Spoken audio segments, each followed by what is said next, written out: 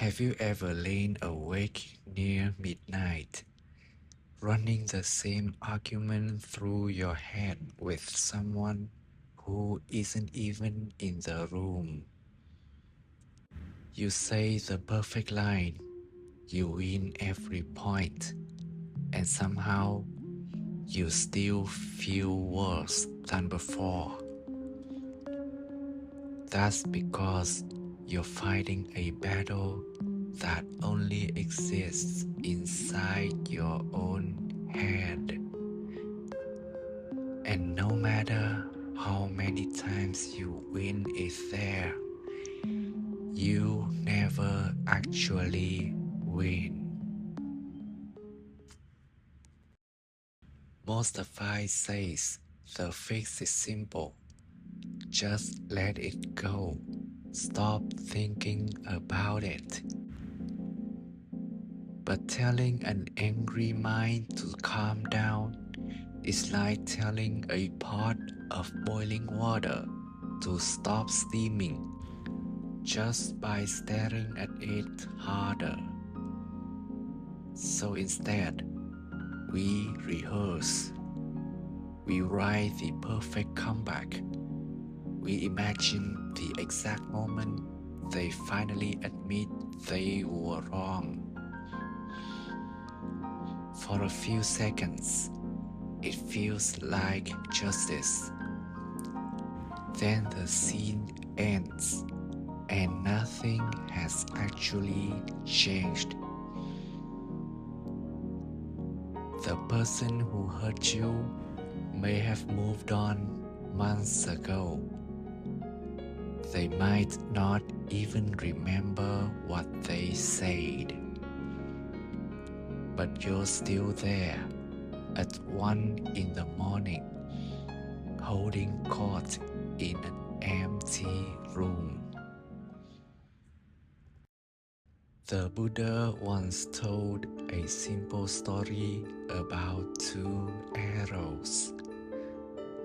The first arrow is the thing that actually happened. The words someone said, the way they treated you. That arrow already landed.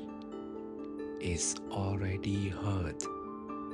There's nothing left to do about that one. The second arrow is different. It's the one you shoot into yourself. Over and over, every time you replay the moment. Same wound, same pain, except this time, you're the one holding the bow. The Buddha compared holding onto anger to picking up a burning coal, meaning to throw it at someone. By the time you throw it, they may already be gone, but your hand is the one that gets burned. This isn't about pretending it didn't hurt or excusing what they did. It's about noticing something simple. The first pain came from someone else. The second pain, the one keeping you up right now, you're the one supplying it. The person you're arguing with in your head right now isn't even them anymore. It's a memory you built, wearing their face, saying whatever you're most afraid they say. Let me tell you about a woman named Hallie.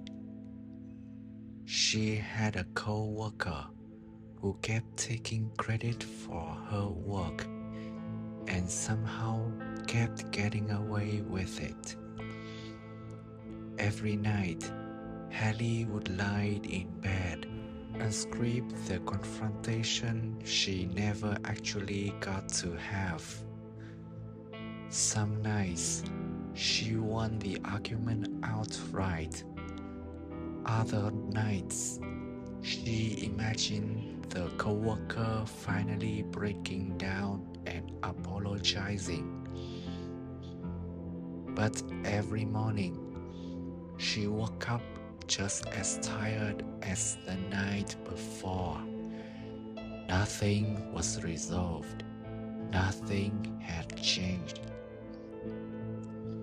One night, mid-rehearsal, Hallie caught herself and asked a strange question. Who exactly am I talking to right now?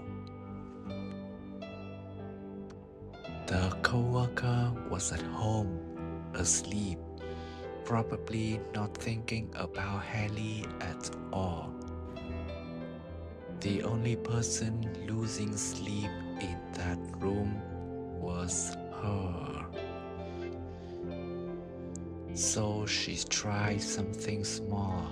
She said quietly, out loud, "This conversation is happening because I keep opening the door to it." She didn't get an apology that night, but for the first time in weeks, she put the coal down and she slept. This doesn't mean the hurt wasn't real.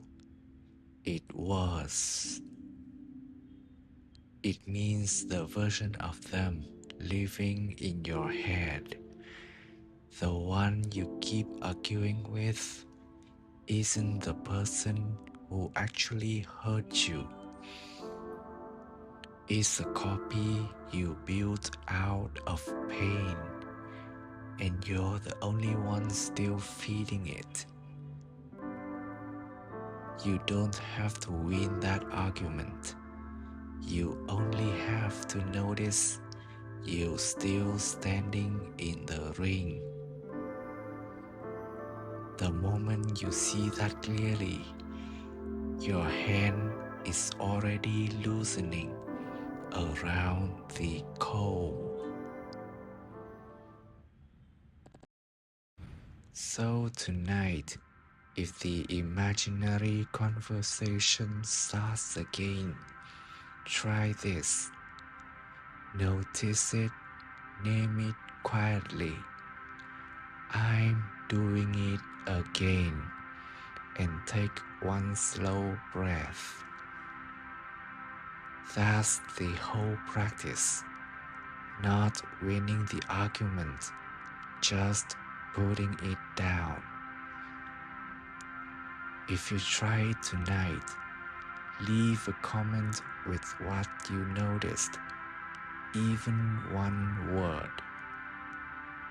And if this found you at the right moment, share it with someone who's still arguing with someone who's already gone.